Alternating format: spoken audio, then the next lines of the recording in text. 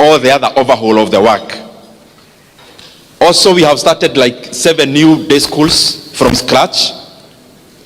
But lastly, the program that I'm very proud about is a program we run touching learners in day secondary schools, which we have around 65, including the ones we've started.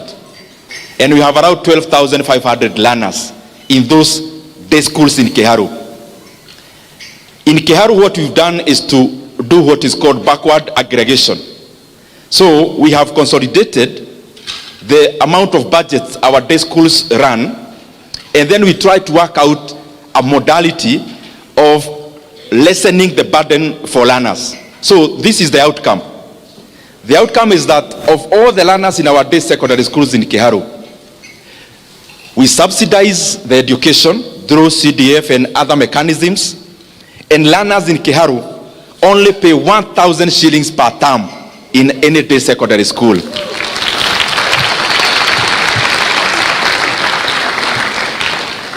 And where there is remedial teaching, because we would also encourage that, we don't actually permit in excess of 1,000 in the schools where there is remedial.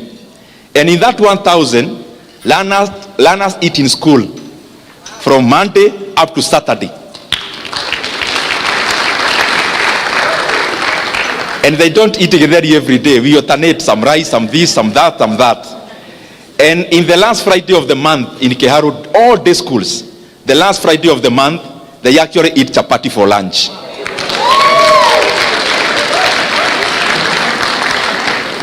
Including last Friday, which was the last Friday of the month. We do this because we know the primacy of education in shaping society from the household level going upwards. We have also invested over 20 million shillings in buying of revision books for those day schools. We are building laboratories. We are building halls in terms of deepening knowledge and education. I have mentioned that because it is important. It is important because this year alone, because we have 2 sub-counties in Kiharu, it's large. We have over 2,000 students who have come from other areas in Kenya to live with their relatives so that they school in our day schools. And I'm very proud about that. Because we don't ask for ID ya mzazi. Ati tuonyeshe mzazi ni wa hapa, anapiga kura hapa. Once you join our day secondary school, what you are looking for is knowledge. You'll become a voter later. Our business now is education, not about where the parent votes. Let me come back now to the meeting.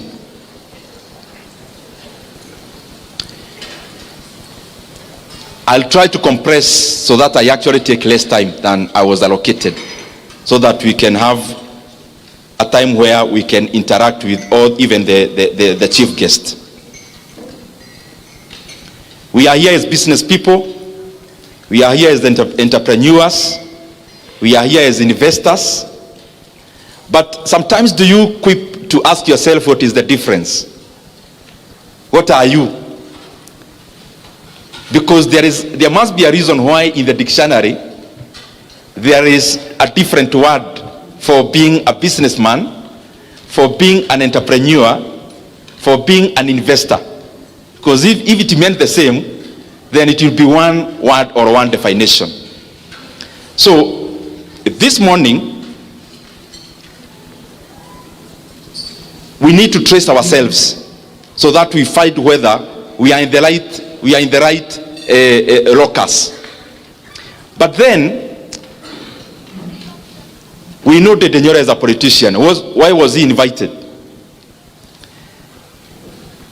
In brief, I actually started business earlier than politics, because in class 6 I had my first kiosk, class 6. And I'm not telling you those stories of I started a big farm with an apple or no. That's not what I'm doing. Out of necessity, from a mud house, from a father who was living in Kiadutu slums in Thika, and a peasant farmer mother, And in a family where the only person who had a car was my uncle, maternal actually, after studying my uncle's life, I actually saw that he never progressed with education so much. So I thought I can take a shortcut like my uncle. Hakuna haja ya kujichosha na masomo. He was driving a KUI. He had never been to high school. So I started my first kiosk. And I could go buy some shopping. Hapo nyumbani kwetu kwa fence, nikakata nikaeka ka kiosk, Ashanti. But of course in class 6, when you have 200 bob in your pocket, there is nothing a mathematics teacher can tell you. So because I could not listen very keenly, my education ikaanza kwenda chini, ama grades. And my godmother mwenye alinisimamia nikipatizwa was my teacher and my village mate called Mrs. Karanja. So at the time wakati my father came from Kiadutu, he used to come over weekends. Kamwambia your son is good, lakini masomo inaleta shida kwa sababu ya duka. So my father forced me to liquidate, but he was kind enough to actually pay me for the entire stock, which was just around 600 shillings. Then I progressed, nikamaliza hapo. Nikaenda Kiabugi Secondary School, it's just neighboring our place. And I'm saying this because it was more out of necessity. From my first year, hapo, Form 1, nikaanza kuwa cobra wa kushona viatu. And those who are there can attest. These are not stories where we only give as politicians. This is real stories. So I started mending shoes, progressed later into running school kiosk. School kiosk was being run by clubs, drama club, science club, officials. So I made sure I vowed to be an official in almost all the clubs, so that I ran the canteen uninterrupted, so that we could buy some bread for the club, and of course some for ourselves to get the profit, and then to make the ends meet. Later on in my third year, my Form 3, Form 4, my elder sister had a mutumba in Thika. Maybe that's where I got the courage ya kuongea mbele ya watu sana. Because in my over holiday I used to go to Thika. Pahali inaitwa Mukereti, wenye mnajua Thika. Saa hii kumejengwa manyumba mrefu. But before it was a market. So I used to sell mutuba there. Kumi ni baobao, bei ni ya kufunga. Nguo za watoto especially I used to sell. University, when I was joining KU, I had two goals.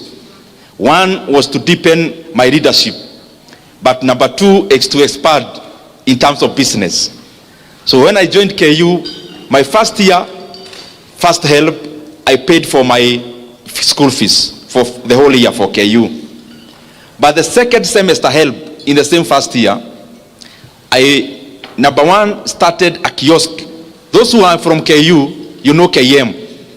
I started a hotel there, and I called it Vatican Cave. But, and I remember one time, it was Valentine's Day, we had gone to buy sufurias with the person I had borrowed some money ya kuanza hiyo kahoteli. That guy is called Wamwere, now he's in the UK. And we had gone to buy sufurias in Gekoba for that hotel of mine. Then, Wamwere told me I have a girlfriend, alikuwa nauza phone accessories along Rudhuri Avenue. Since gari za KU ziko tu hapo karibu, matatu, tukaenda tukisalimia girlfriend ya Wamwere. When we reached there carrying sufurias, the lady was looking at us like she does not even know us. Later on, Wamwere was dumped.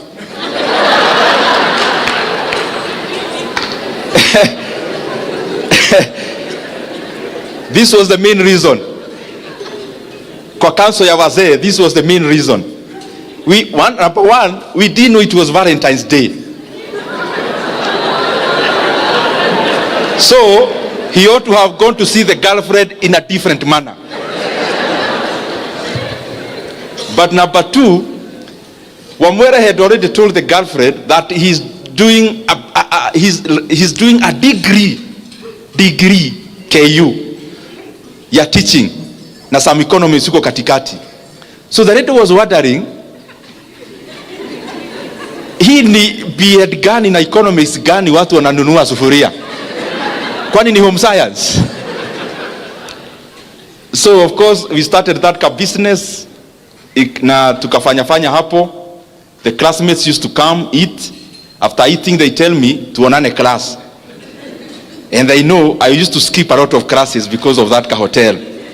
So out of my classmates who are here, I'll tell the chief if he's around, you made my hotel collapse. Then the same year, because I was determined, nikitoka mashinani, mi naenda, first of all to polish my leadership, but also to look for money. Yo ikaanguka hoteli. The same semester, I decided to vie as a student leader in my first year, as Congress person in the School of Humanities in KU then. So I vied, lost by 4 votes. Then I was wondering, I think nitaacha hii kiberebere, because hoteli imeanguka, ndio hii politics ya hapo shule ni kama nimeanguka pia. There is something that happened in my second semester in KU. My sister, anaitwa Esther, came to visit. I think she was the first person relative to visit me in campus. You know, sisi watu wa hiyo age, kitoka mashinani now you become a breadwinner. Sio kupiga simu utumiwe pesa, ni wewe utume help. So my sister came to visit, elder sister. I was so broke. I had started a hotel through my help and some borrowing from Wamwele, it had collapsed. I had vowed to be a student leader, I hadn't made it. We were so broke, tukienda kumaliza semester, we could barely afford a meal. So with my friend Jemo, who was either my roommate or next, hapo tu karibu, he was one of my best friends. So my sister came to visit, brought us meat, nyama, and we were so broke. Then we decided with Jemo, tukifanya hesabu ya kwenye semester imebakia, kula nyama inatuumiza. So we decided to sell the meat. so that we can push some days kukula ugali na matodo. So that first semester, long vacation. Hapa unamaliza mwaka uende second year. Of course me I had decided sirudi mashinani. So my uncle akanipea kanyumba hapo Lang'ata. I used to go mguu mpaka town. Nikapata some internship in the Ministry of Trade. But then when I was loitering around, I decided my former MP called Genye Kariuki, niende nikamtoanisha kitu. So I was, you know, wakati yo comrade, saa hiyo nimematch kiatu ya black, of course iko na vubi, na trouser ya black, na shati ya black. Sasa unajiona umematch ile mbaya. Na nimebeba bahasha as usual. Sijui kwa nini, when you are a student in campus or after you finish, you always carry a CV as a default setting. So I was carrying a brown envelope, was going to my former MP's office,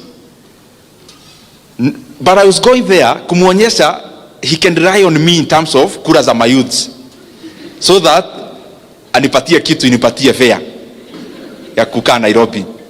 So nikapata a meeting. I was told you can leave your CV, but I was not going there to look for a job. I was going there to look for money, cheap money. Then later on, he called me within that week, and I went to his office. And akaniuliza, kijana ulikuwa unatafuta kazi? Kamwambia, yes sir. When do you want to start? Today sir. Nikaanza kazi hapo ya stock broking. The reason I've given all that background is because I do stock broking up to today. And that is the basis where I learned investments. Raw investments, especially in the Nairobi Securities Exchange.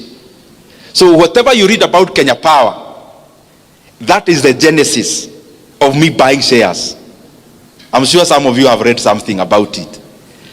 In terms of investing in Kenya Power, investing in the Nairobi Securities Exchange, that is my genesis. Later on, of course, started an IT company. We now, as politicians, we may not go into details, but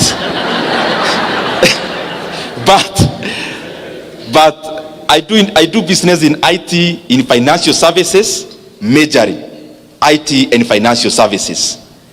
I think was ibaki hapo. So business, you are a businessman. What's the distinction between a businessman and an entrepreneur? A businessman seeks to expand the business they are doing.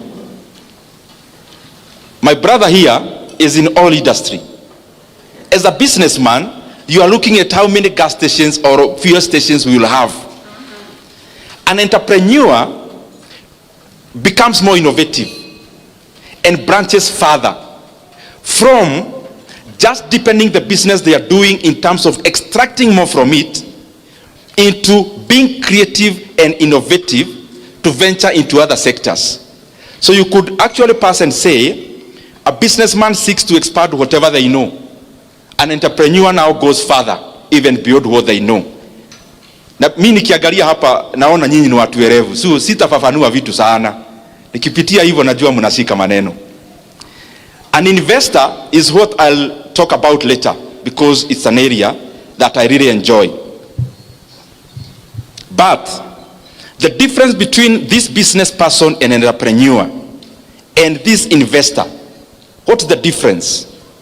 In most cases, an investor will do, or the money for the investor will fetch them money passively. Is where you don't wake up in the morning to go check how your shop is doing. That's somebody else's business. You've put in your money there, it's doing something for you. That is the bare, using superlatives, that is the top line definition. I want to talk about just a few basics because I've started many businesses also. Just some basics we may note here, and especially those who said they are huge business people. I saw your hearts. You said you are doing very well in business, but for now it is in the mind. Just for now it is in the mind. One of the basic, I have seen it is important. As you start a business, you don't start a business because the other person started. You start a business because there is a gap. Gap may be in terms of demand. Gap may be in terms of geography. It could be the same product, it is somewhere else, but it's not yet in a geographical area that you are seeking to establish. That could also be a gap. Value creation. You can make money faster through creating value than through extraction. Many times you want to do business to extract money from people's pockets. And that is why you realize, and especially in a church setup, when you do business, you want people to sympathize with you because you go to the same church to buy your product for that reason. That is not a reason enough. Just because I know you and you are my relative, you ought to create value. It is me who should be looking for your product. You shouldn't overconvince me simply by appealing to the soft side of how we know each other. That means there are some victims here. The other thing, bookkeeping. These things, they sound very banal. They sound easy. Bookkeeping. There is a story I keep giving all the time, and I'll give it. There is a time, me and my siblings, tukaenda nyumbani. Of course, we have a cow like all of you in Mashinani, or we had. So my mother anatembea Nairobi, siwezi lala hapa, nani atakamua ng'ombe? All the time anaumwa na mgongo, nini? Ng'ombe. So siku moja tukaenda, kamwambia madheka hapa chini, kuja na kalamu. Hebu tuone hii ukulima yako inakufikisha wapi? Unapeleka kwa dairy how many liters? These liters. Okay. Ukiendea, unapeleka dairy, then unaendea chakula ya ng'ombe kwa dairy. Hata hiyo arrangement iko hapa Nyeri. So you are given the net after wametoa chakula. Hiyo net unalipa mfanyikazi mwenye alikusaidia siku 2-3. Na unalipa pahali you have leased some land for napier grass. After we did the math, we realized, you know, I'm using that as a businessman. This is a businessman, a farmer, in you can say now in agro processing or something like that, to sound sophisticated.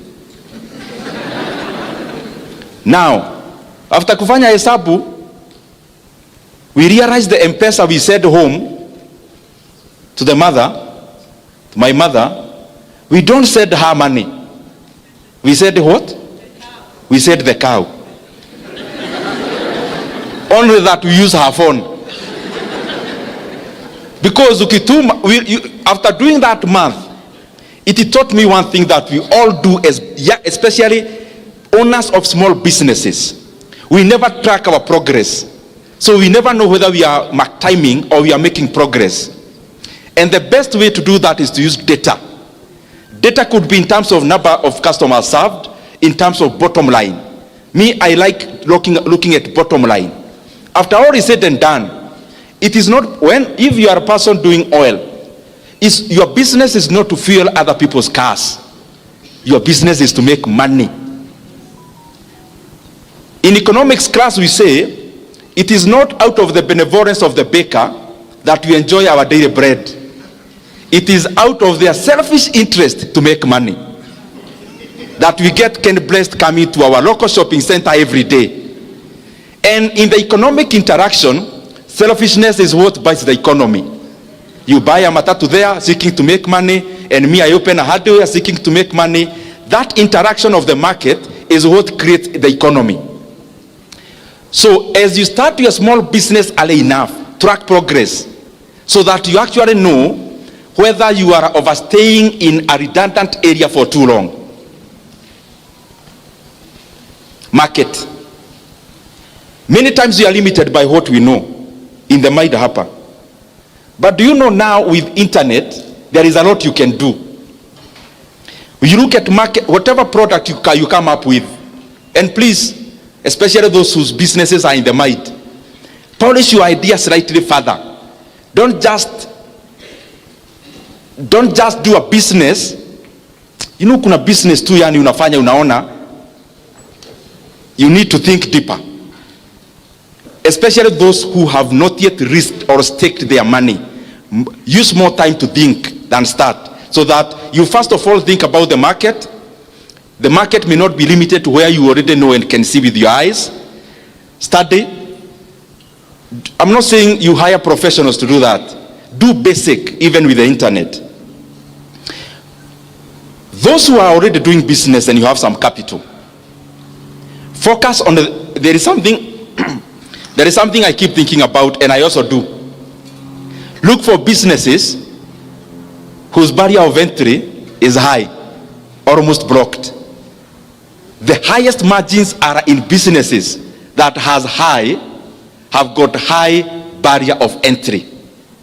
Barrier of entry may be in terms of knowledge. Barrier of entry may be in terms of capital. For example, if you had 2 billion shillings in Kenya now today, and you are talking about building a real estate in terms of flats, me, I wouldn't, because everyone can do that.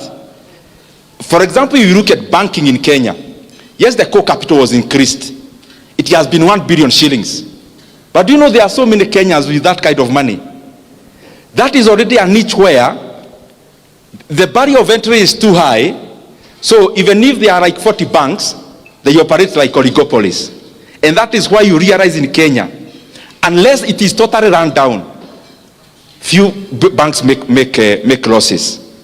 I'm just making that as a CASA.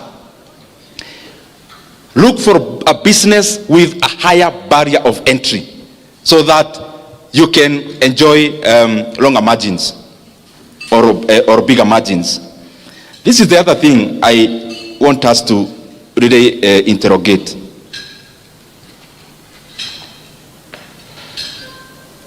In my village, just like yours, my former teacher retires.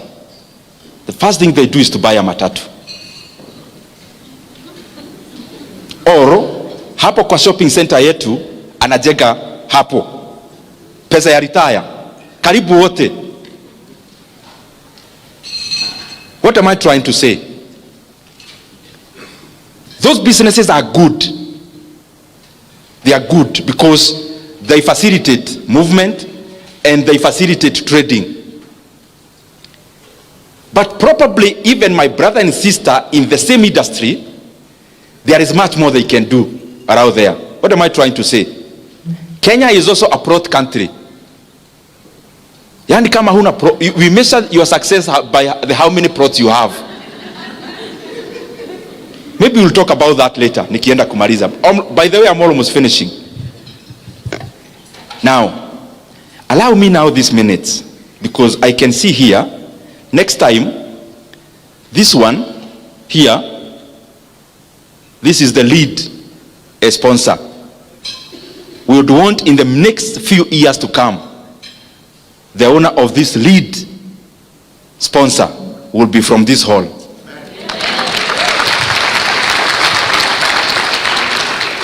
And therefore allow me the remaining minutes, even if you do not understand what I'm saying, and I only talk to 2 people who will do that, I'll be satisfied. So if you do not understand the things I'll be saying, uniwie radhi. Because I would rather talk to 1 table who may actualize, become this, than talk to all of you and start small dots of businesses. And because we have brain and capacity to all be here, let in the next few years, there'll actually be an auction in this hall, all of us bidding to be this.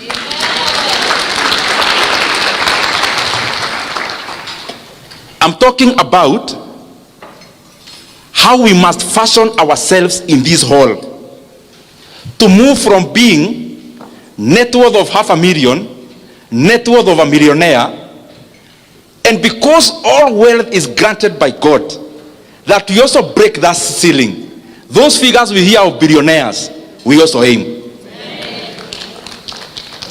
And number 1, moving from that comfort, I'm trying that we move from that comfort of being a dealer for Oilibia or for Total, to being the Total yourself. That's what I'm trying to say.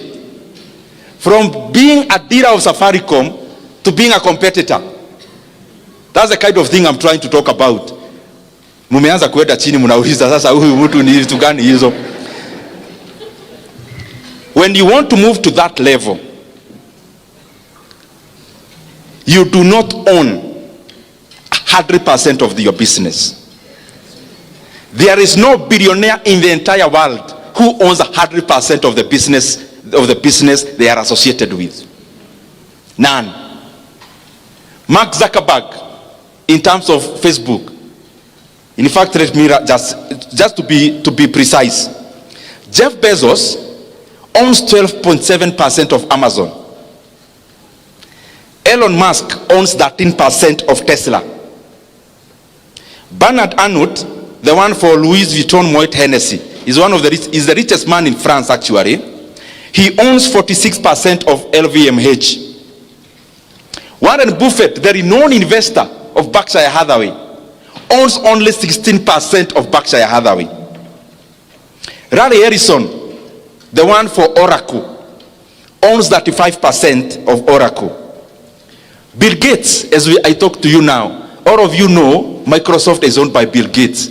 He owns less than 1% of Microsoft. Coming to Kenya, when you ask somebody who owns Cooperative Bank, they tell you Muriuki, the CEO. He is actually from here, Nyeri. He owns less than 5% of Cooperative Bank. But what is 5% of Cooperative Bank? A bank with a market cap of around 20 billion Kenya shillings. 5% means he is going to over 6 billion Kenya shillings. 5%. Now you with your 100% of your business, how much is it worth?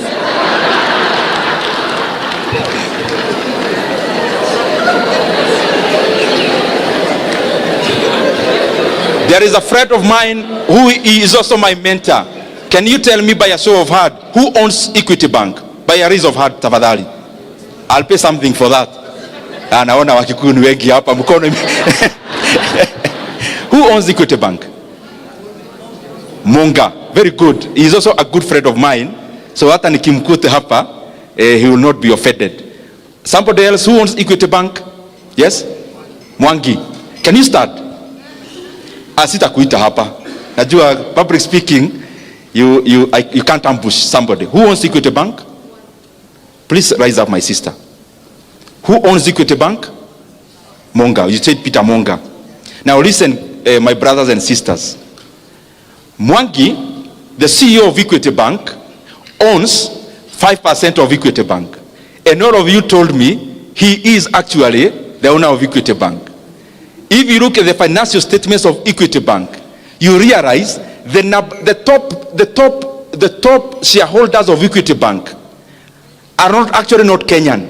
They are fads, including Norwegian fad.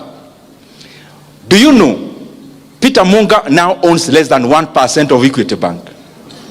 Now keep your 100% of your business.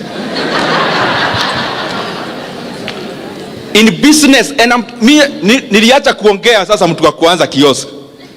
Tumesema Mungu anatubariki to start chains. Is that so? Don't seek to own a fish pond. Seek to own just a slice of the ocean resources.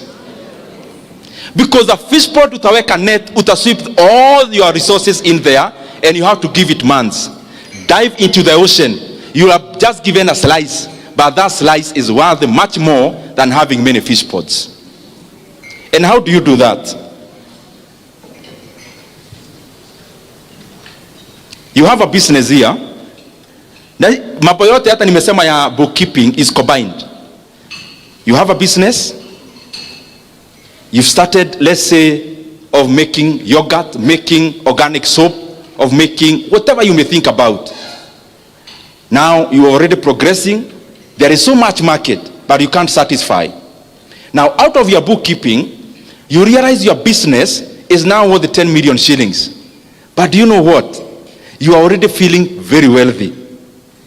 And you cannot release. Hii kitu nimeanza na jasho sana. Mimi siwezi leta mtu wa kunisubua.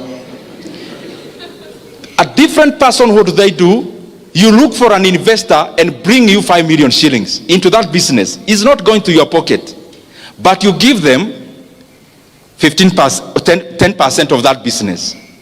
Now, if you receive 5 million shillings for 10% of that business, the valuation of that business becomes instantly 50 million shillings. You use this money to expand other markets, to expand your operations, to buy more machinery. Later on, you get another investor. Now you've already grown, even people are noticing your brand. They come in, they give you 20 million shillings, and you give them a 20% of your business. If a 20% of your business is valued at 20 million, instantly your business becomes 100 million. So even if the percentage continues to diminish, the aggregate continues to expand.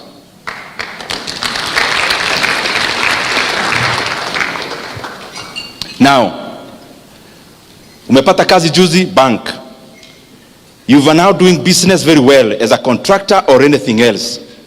Your first money, what do? Buy a plot.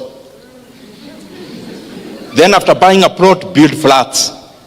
Guys, my brothers and sisters, big companies like the one I quoted, including Equity Bank, including their own headquarters, is leased. They don't own. So you want to tell me, in your mind you have more CFAs, you have more actuaries, you have more financial advisors than Equity Bank?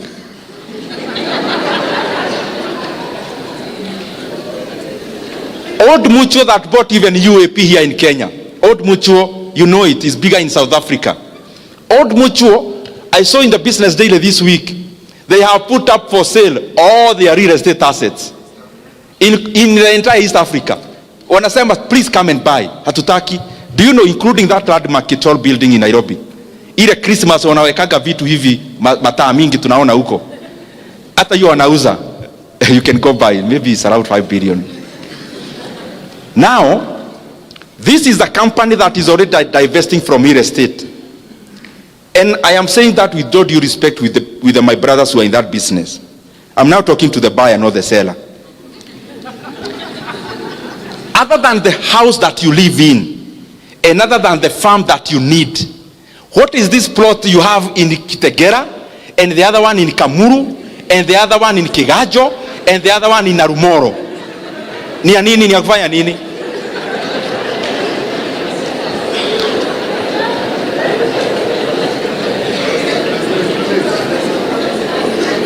I am not saying that I am an oracle, but I just want to tell you, mimi sina pahali nachukuaga rent. Because you realize this business of building things, building, you are actually doing it for the satisfaction of the people who live in, not for you to make money. Because the return on investment on a flat, the return on investment is less than 8%. People will keep saying, oh, 12 or 15%, toa yote, and you give it time. It will oscillate and still settle down below 8%. That is the math even Equity Bank does. Badala ya kuona building, ati tunasema Equity HQ at all building or the 5 billion, mwaki ana order, 5 billion ata ni kired micro loans. They'll give me an ROE of double digit, maybe 15%. Why can't I lend you the 5 billion mukiwa wengi? By end of the year, munilipe interest, let's say 18% of 5 billion is how much? 900 million. Why can't I give you, munilipe 900 million per year, then nilipe rent 400 million, then 500 million in faida. Let me ask you, when you build a house anywhere, including anywhere in Nyeri, your utility as an investor of that house is only the money you get, because you have no utility of living there. So your math must be very direct. Musianza hizo vitu kuwa sensational, owning a flat, nini. Let's be practical. You have 8 flats, manyumba mrefu hivi. Do you live there? So why did you build? To make money, is it? Is that the most optimal manner of putting your money? That should be your only consideration. Now, usileta emotions. Because if you live there, you can justify and say a utility of a house where you live cannot be justified by how much you are getting. You don't live there. You've not been there for 6 months. Your caretaker lives there more times than you. Then, watu hawapumui, kuna furaha tunacheka ingine, and munaonaga all my friends who build, they are always on phone. We mwaga mchanga, we kakoto rele, there is always a story hapo. Mahiga masione mwai yake, dimaithi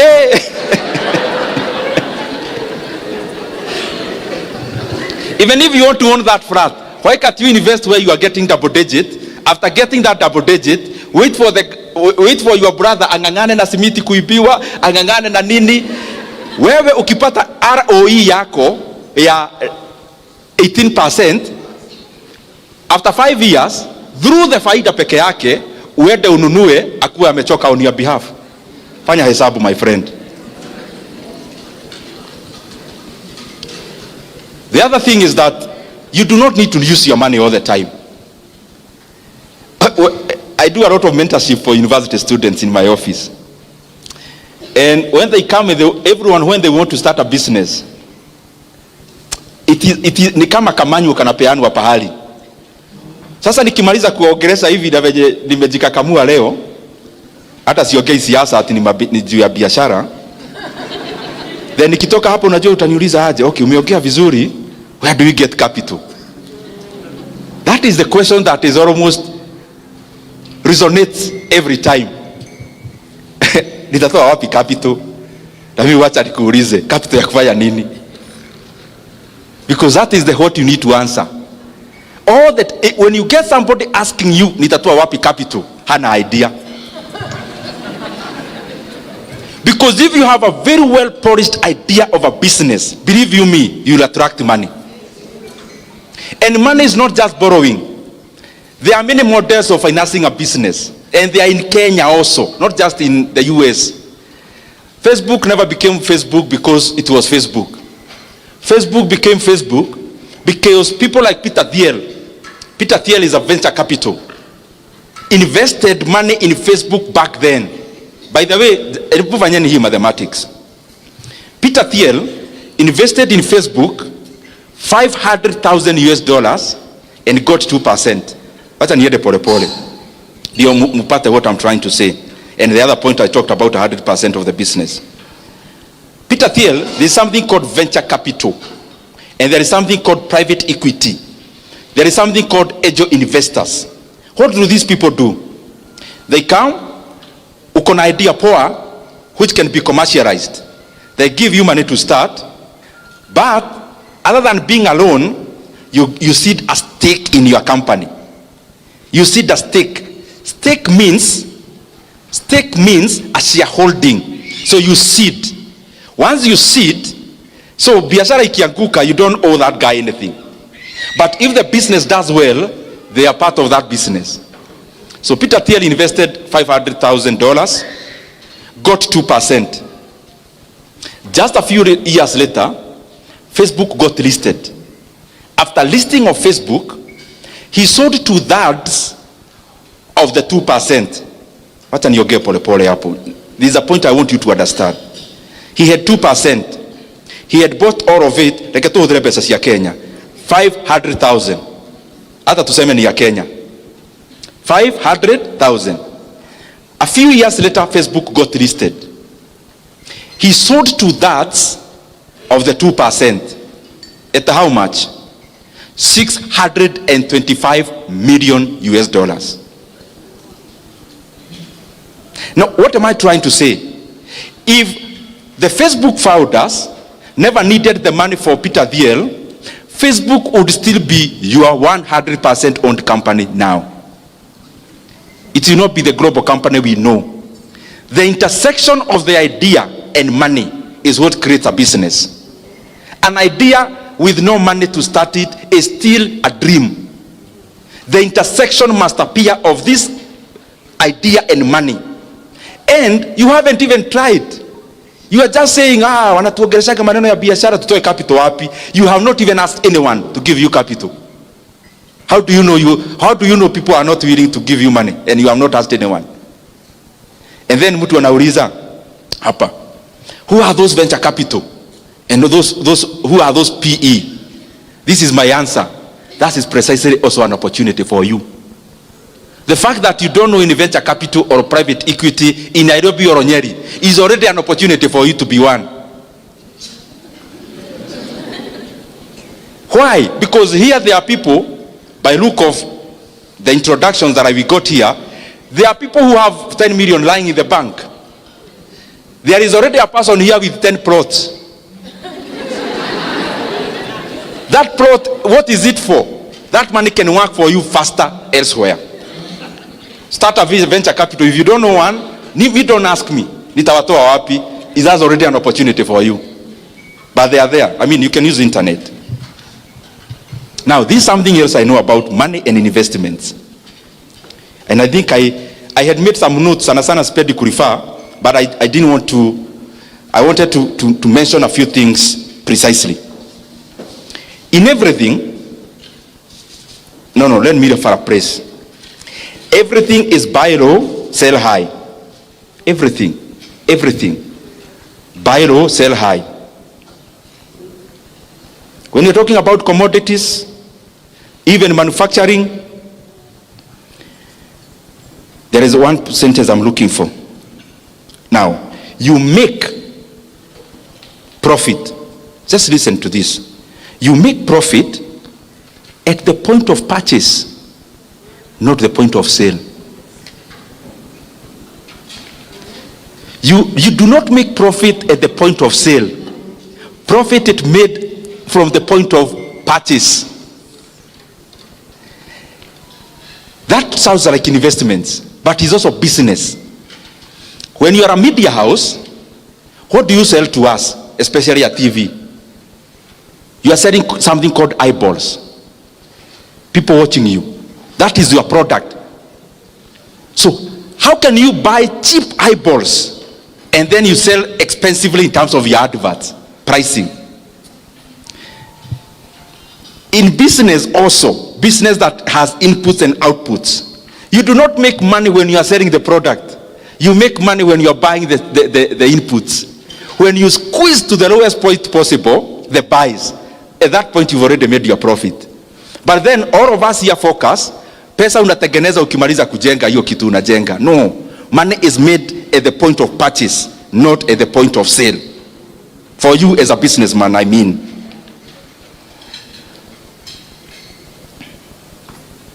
Then, I hope by now we already know, kuweka pesa kwa bank, hizo vitu zote, they are not for people in this hall. By now we already know that. Kiora, if I found you with 5 million shillings in your bank account, I'll tell your wife.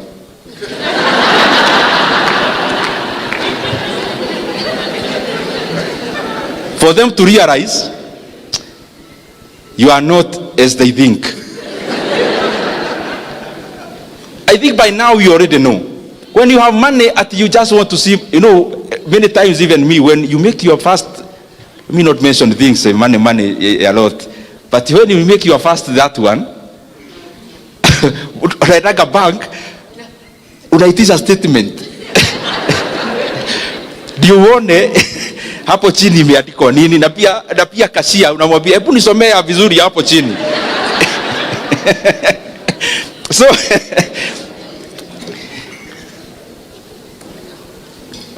I said narukaruka tu, nyinyi ni watu werevu mnashika maneno. All the people I know, by the way including myself somehow, a lot of money is made during crisis. Warren Buffett, the one for Berkshire Hathaway, ni mzee, me I'm thinking as a businessman you already know Warren Buffett. If you don't, itagogo baadaye. Warren Buffett saa zingine anakaanga na cash money, not for the reason that I gave for Kiora, but for this other point. Just waiting for the right time. Just waiting for the right time. So anakaanga na pesa. Like now if you Google Berkshire Hathaway holdings in cash, crazy amounts of money. Crazy. In hundreds of billions of dollars. What does he do? He has studied the markets. He has studied the economies very well. Like in the year 2002-08 financial crisis, his work was to deploy cash. Why are you deploying cash? There was a crisis, financial crisis in the entire world. So what was happening? Companies were collapsing. So Warren Buffett, he was happy. Companies were begging him to buy them at any price. So he bought up a company like Bank of America. They merged with another one which was called Merrill Lynch, became BOA Merrill Lynch, bought them for nothing. Another one. So, and he keeps saying, and this is a point you need also when you are investing, when everyone is very greedy, be fearful. And when everyone is very fearful, be greedy. Because we operate in herd mentality as human beings. For example, now, I'll mention something about the NSC, Nairobi Securities Exchange. There was a time I was buying some shares there. Guys were wondering, even my friends, I could tell them, buy, nunua hii share. Wanashindwa hii mtu. You know, by then, stock market was dampened, not just in Kenya, globally. By that time, even last year, the entire globe was a rate market. People were chasing after the highest rate, fixed income.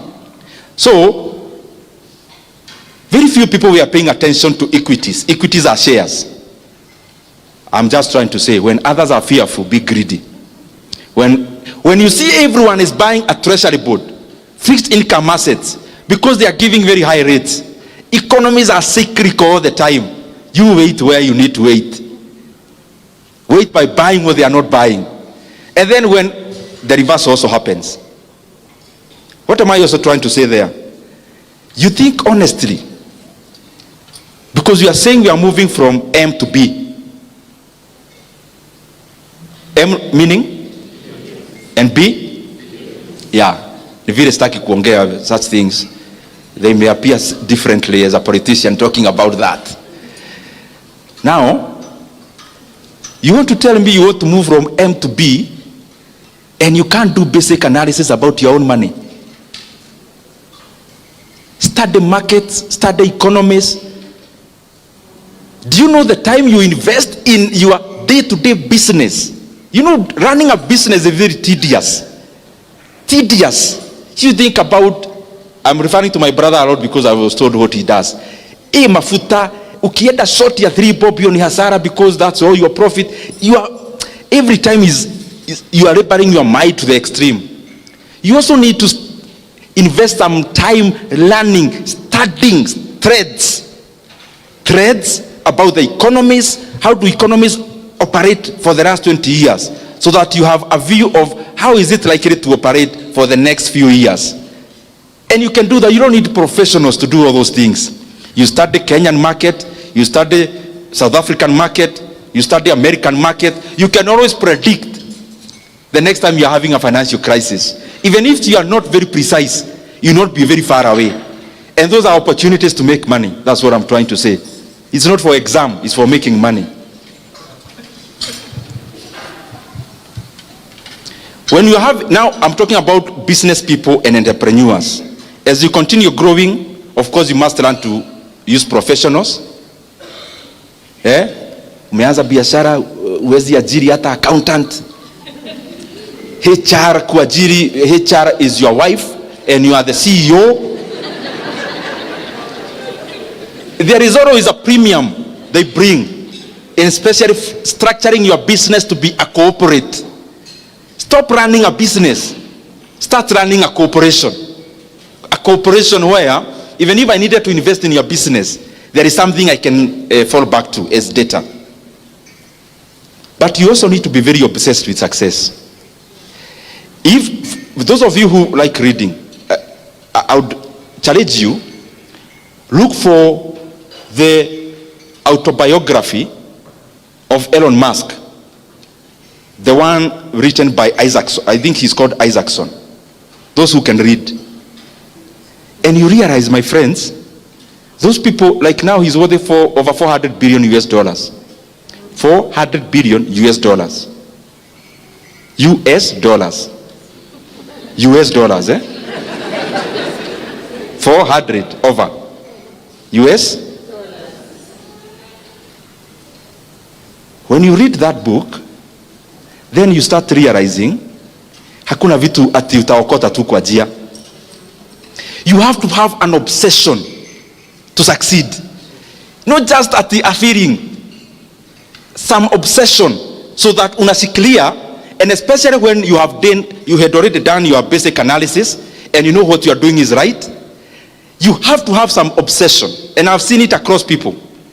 You read about the founders of Apple, Elon Musk, all those guys I'm mentioning, you realize you need to be obsessed to succeed. Decision making. There is something I want you to always have in mind. And especially I have seen it rife in investments. I've been in stockbroking since, for example, my first year in KU. So I've seen cycles of downs and ups. And I have seen in life, just as in business, just as in entrepreneurship,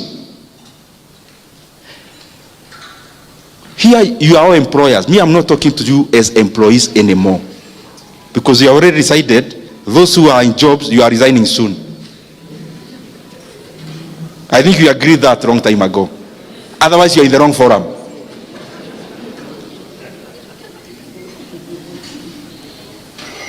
You need to make,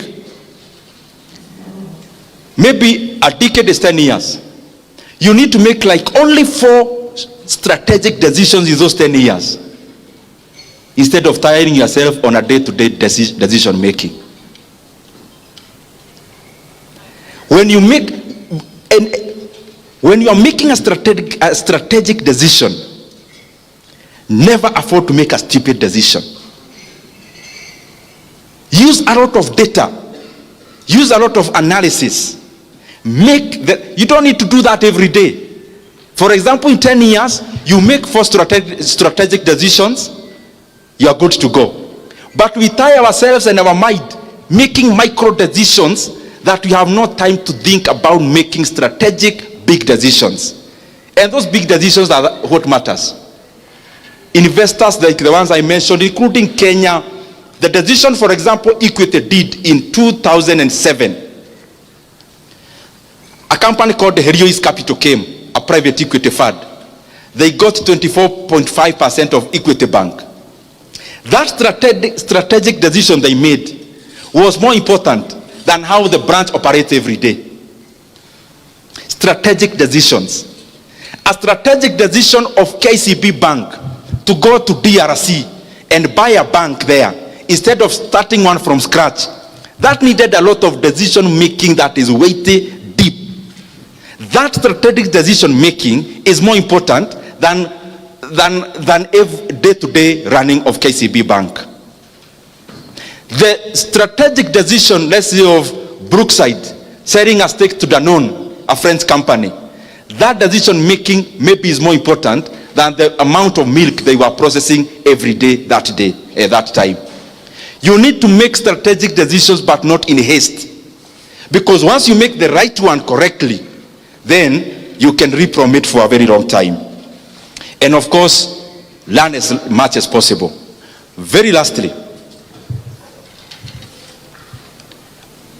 those who, I was at some point, some place 2 days ago, and I made a confession which I want to make also now. Despite all the things I have said here, I have already told you, as a businessman, I mean, let's not cheat ourselves that we are here to do this, to create value. You are here to make money. So I'm talking in that length.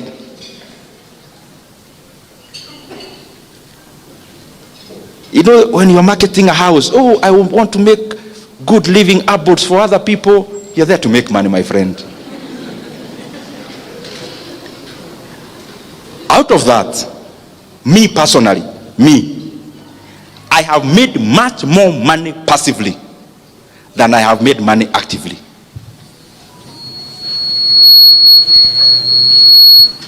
And I'll give you one because it is public information which you have read. I see on Twitter, stima ikipotea munaanza maneno. Me, I have never even been to Kenya Power offices because I'm just a passive investor. Passive. I have never been there for the last I don't know how long. The last time I was there was in my capacity as an MP ya kufuata stima, in my first term. But this year, last year, the share of Kenya Power, you can go at your own time, was trading. Last year, a time like today, was below 2 shillings. 2 shillings. 2. Meaning, if you bought shares then, if you bought 1 million shares then, you would have spent how much? 2 million shillings. Yesterday, which was Friday, Kenya Power share, after dropping slightly, I know it still go somewhere up, was 13.5 shillings. 13 point? So how much is that? Your 2 million is how much?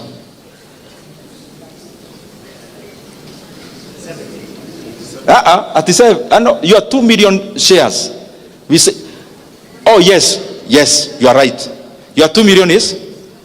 No, it can't be 7. Fanya hesabu, 2 million shares would have bought you 1 million. 2 million shillings would have bought you 1 million shares. 13.5. You know najua nikisema hii mnafikiria ni pahali it's real. Si vitu tunasomanga kama hizo nimewabia za Warren Buffett. This is real. Kenya Re shares 3 months ago. Let me even use December.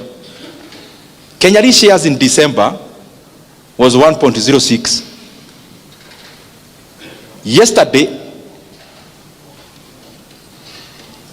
let me say the high. Average for last week. Not too much. 3.5 shillings. I want you to do the percentage. percentage.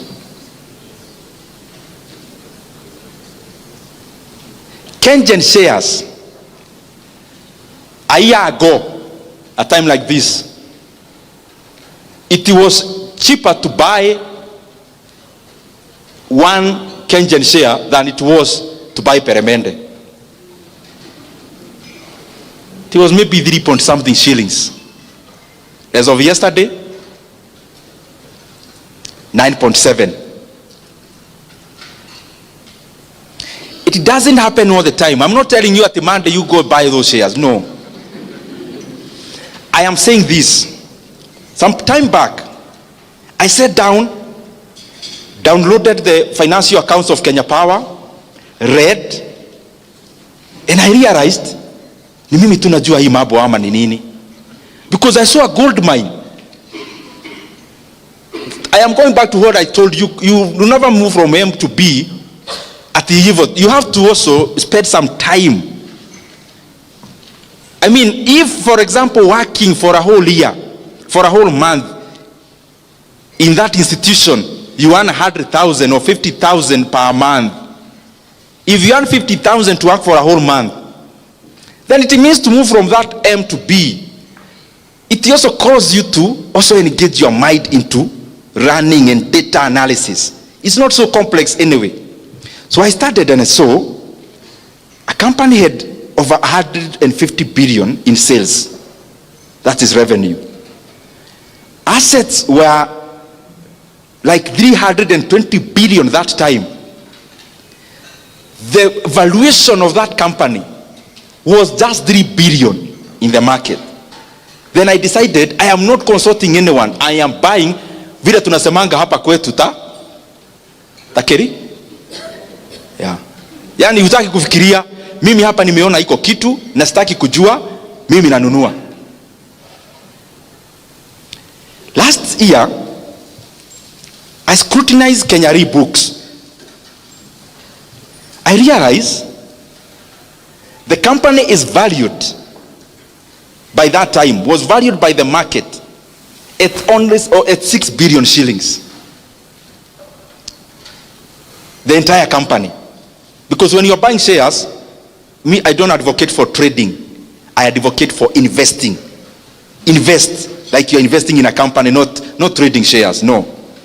So I see a company worth 6 billion, but they had declared profit that year of 5 billion net profit. Can you just imagine? Ile story tulikuwa tunasema ya Proti. Proti will take you 10 years to recover your money. That's what they say, 10 to 15. Now here there is a company which was worth 6 billion, but net profit for 1 year was 5 billion. Then I scrutinized further. I saw their cash and cash equivalent. These things are online. You can actually check. And that you don't need to be an accountant. I'm not one. I read and saw their cash and cash equivalent by then was 35 billion shillings. Do you know what that means? And then I read further, they have no loan. Hi. Then it meant to me, I can buy this company at 6 billion. If it becomes mine, the cash and cash equivalent alone, I get the 6 billion and pay the people who gave me. The whole money, the 30 billion remains free money. Anniversary Towers, which is owned by them, becomes my building. Maybe I'll have the top 3 floors as my office. Reinsurance Plaza becomes my building. And then I started, they are in 83 markets. I never needed anyone to tell me anything. I saw an opportunity there. So what am I trying to tell you? There are many opportunities you can make money passively. They don't happen all the time. That's why I talked about study how the markets move, how the economies move, so that you know when to jump. For example, in Kenya, we have had a bullish market, shares in AJAABU, but they don't go up like this. They go EV. So it's your work now. Go check the companies of your interest, study, you'll see a lot of opportunities. Let me use 2 brands you know. KCB Bank, for example. KCB Bank is valued by the market at around 170 billion shillings. The valuation of the entire KCB. Last year, they made a profit of 60 billion. So if you bought KCB at your bank, it will take you 2.5 years to recover all your money using only net profits. Equity Bank, for example, also. Equity Bank is valued by the market at around 211 billion shillings. But their first half year up to 30th June, was 31 billion shillings. So they will likely make 62 billion 1 year profit. So it will take you, if you bought the entire company, less than 4 years. Proti Narumoro, Proti Kamuru, Proti wapi, hiyo Proti alafu napigiwa simu, muduraita maiga haha. I mean, then you have a home in hapa Nyeri, another one in Nairobi. Now, because you have money, you also want a home in Mombasa to be sleeping there over Christmas. And then the entire year you have a caretaker maintaining that plot for you. Thank you very much. May God bless you. Nimemaliza.